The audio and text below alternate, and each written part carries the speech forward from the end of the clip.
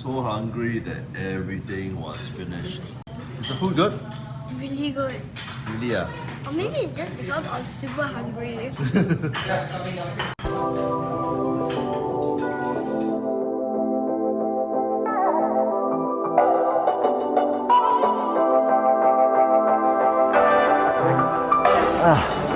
Good late morning. Okay. Hi, you're watching Great Speed Eats, and I'm here in a coffee shop at Payoh North to talk about a bak chor mee stall that specializes in keto bak chor mee. That means bak chor mee without any noodles or sugar in the sauces. No sugar, no carbs. If you don't know what keto is, it's basically a diet where you eat high fat, protein, vegetables, and very little to no carbohydrates and sugars at all. So apparently that forces the body to burn fats instead of carbs and sugars. And people who follow the diet believe that it can help with weight loss, less inflammation, diabetes control, and blood pressure control.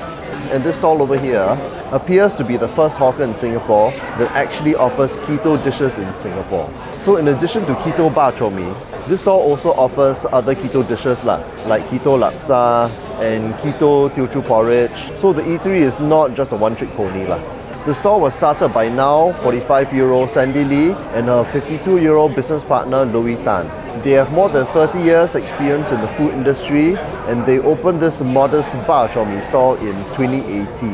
And upon encouragement from their friends, they decided to offer keto bak chor mee and other low-carb dishes 6 months after their opening. And apparently it has been a success. The stall has been a draw for people on keto and carnivore diets, people who eat only meat and animal products. And they sell about 80 bowls of keto dishes a day, which is rather impressive actually. So come, let's have a taste.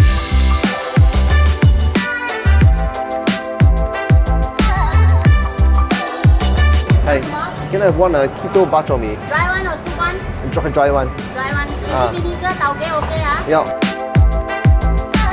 How much again? Sorry, With konjac or no konjac? No. No konjac, 650.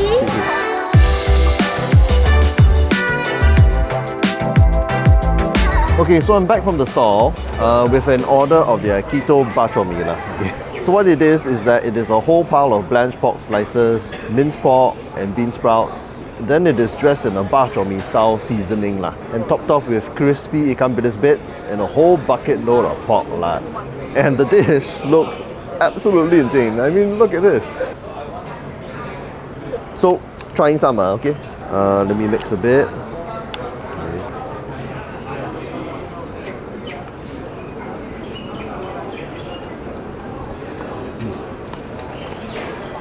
Oh. Now this is sinfully good but actually not as rich tasting as you would think It's very meaty and there are crunchy textures from the pork lard, ikan bilis and bean sprouts. Then the seasoning is an interesting mix of spiciness, lard oiliness and a big sour flavor from the black vinegar.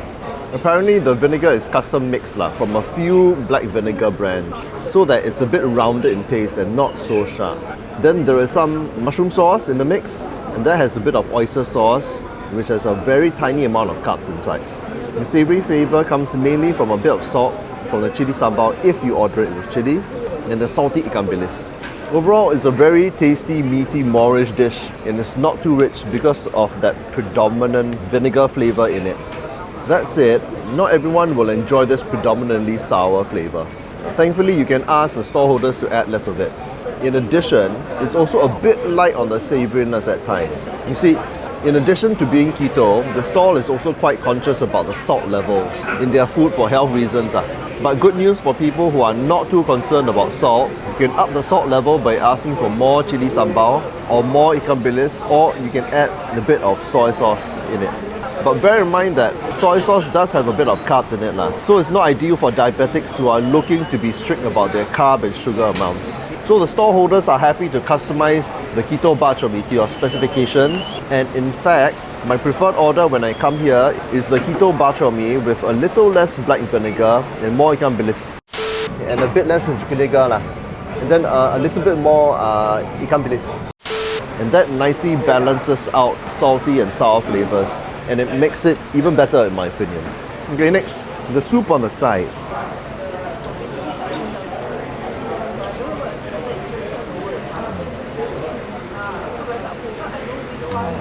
Okay, again, it's low salt and relatively plain. But you can tell that even without not too much salt, the soup stock is inherently actually pretty good.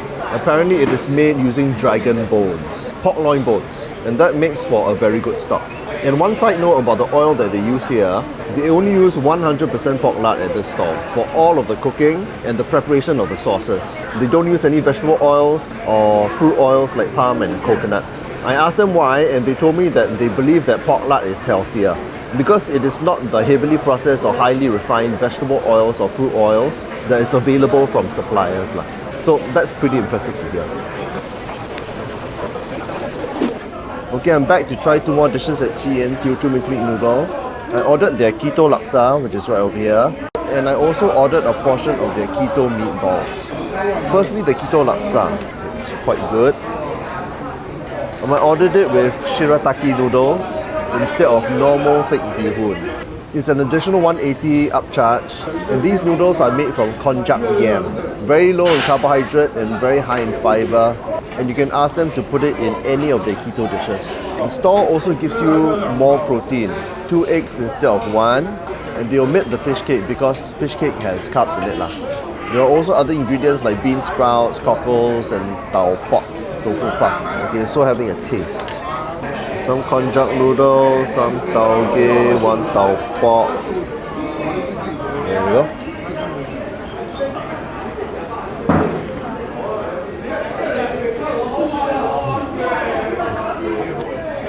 Oh. And you know what? It actually tastes surprisingly good. It tastes like laksa except for the shirataki noodles, ironically. When you eat it, it has this very bouncy jelly texture. Plus, it doesn't have any of that carb fullness, so you know that it's definitely not thick bee-hoon for sure. The gravy is pretty decent, but I stress it's only decent. It's decently creamy with a light stock, mild spices, and it has the must-have laksa leaf for that signature herb aroma. Again, the salt seasoning is on the lighter side, but thankfully that's where the chili on the side actually helps a lot. The chili is made using pork lard only and has a big punchy, salty, dried prawn flavor. So when you swirl it in, this is what I'm going to do now. So I got some shirataki noodles, a cockle, and then the gravy with the chili sambal swirled in.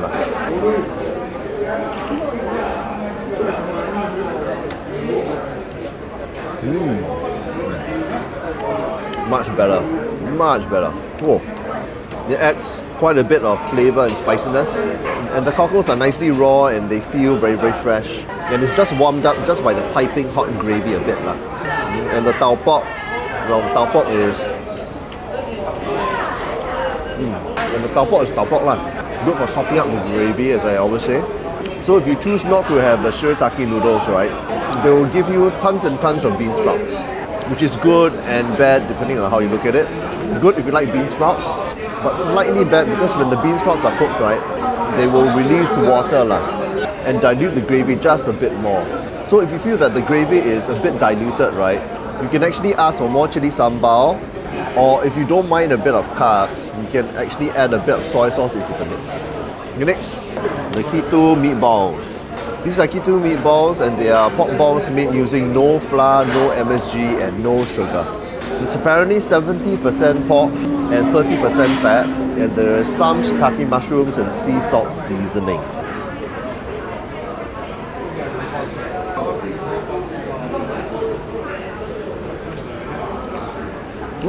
Okay. It's very firm and chewy meat, very meaty, and it's not bad, but again, there's not much salt seasoning. So for eaters who are less salt conscious, you have to dip it in a little soy sauce to get any flavor out of it. Like so. Dipped in some soy sauce. Much better.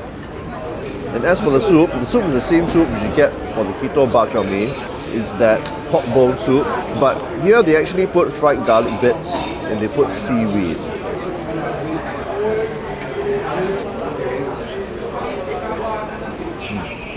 Oh, there's a little bit more flavor in the soup. The seaweed and the garlic gives it more layers of flavor, but again the salt is on the low side so you might want to add a bit of soy sauce. For me, I think I want to add just a little bit. I'm not that salt intolerant. Much better. Oh. Okay, I'm back day 3 to try the last of their keto offerings. Their Teochew minced meat porridge and their KETO Teochew crispy prawn rolls. Firstly, their Teochew minced meat porridge. Okay, I say Teochew minced meat porridge, but I put it in inverted commas Teochew minced meat porridge, because it's not really porridge, obviously. Because it's keto, there's no rice. This is pork bone stock, which is boiled with some goji berries, seaweed, some lard oil, and fried garlic. Then they throw in a lot of sliced meat and minced pork inside. I actually ordered it with 2 eggs. So instead of porridge, right, it's kind of like egg drop soup style, basically.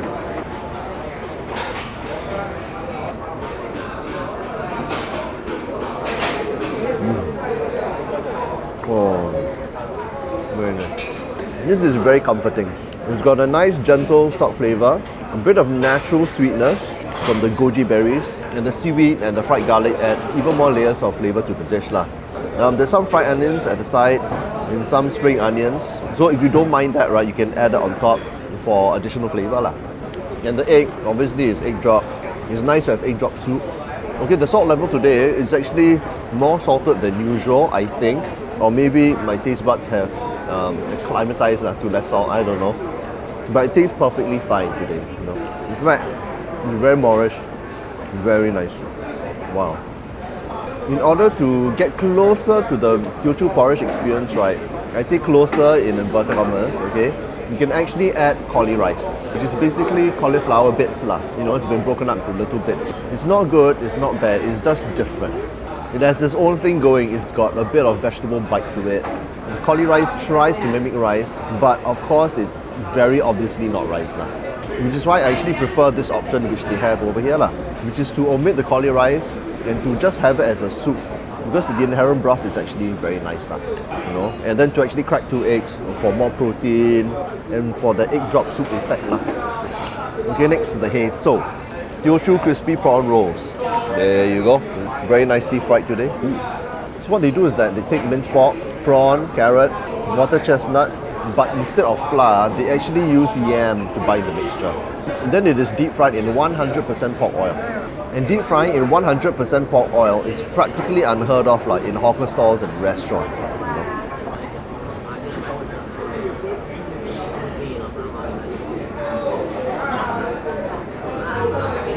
Oh, damn. Now, the taste is very spot on. It's got a nice full meat flavor, and it's got enough fat flavor and pepper notes. It's also not lightly salted, it's actually quite decently salted here, which is very surprising. And because it's fried pork lard, right, it's got this nice full fat flavor. I don't taste or see any prawns inside, but irregardless, there's plenty of natural sweetness from the carrot and the water chestnut. That said, bear in mind that these rolls are actually less keto and more towards low carb, because of the carrot and yam, which has a bit of carbs in it. But in my book, these rolls are definitely a winner. Pretty damn good. And the texture is what you would expect. It's got a slight crispiness, and then it's got a very nice soft meat texture inside. Very nice. Okay, finished. So that was a look at QiYin Teochew minced meat noodle. But would I travel half across Singapore to eat here? If I was keto, a definite yes. Obviously, there aren't many keto hawker stalls around in Singapore.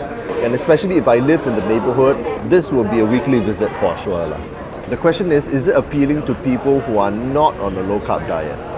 For one, you can get any of their keto dishes with carbs. So you can get the bak chor mee with noodles, obviously. And then you can get the laksa with noodles, and you can get their Teochew porridge with rice as well. But specifically for their keto options, it depends on the dish. The keto bak chor mee is definitely intriguing with all that mountain of pork lard. And it's definitely worth ordering just to try it once. And for me, the Teochew porridge as a soup, I think would appeal to anyone whether or not they're on this diet or not. However, the low salt seasoning might be an issue for some people. It's understandable if you're on a low salt diet, but not everyone who comes to this stall is on a low salt diet. And they might want a little bit more.